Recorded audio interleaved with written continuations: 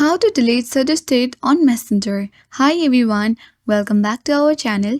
This is Rose and let's learn to delete suggested on Messenger. Without further ado, let's begin. First, we'll launch Messenger application on your device and come back to the chats page. Head to the three-bar menu icon at top left corner and then tap on the gear icon at top right corner to access setting page. Scroll down to the bottom of your screen and choose Privacy and Safety under Preferences section. Here you need to find out hidden contacts option. This will hide people from your suggested contacts. Select that. And here you can easily tap on the add icon at top right corner and choose particular user. After that, tap on hide contact button.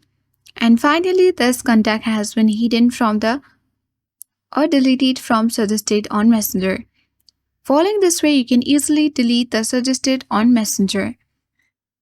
I hope this guide was helpful. If it was, then do like, share, comment and don't forget to subscribe. Thank you for watching and I'll see you in the next video.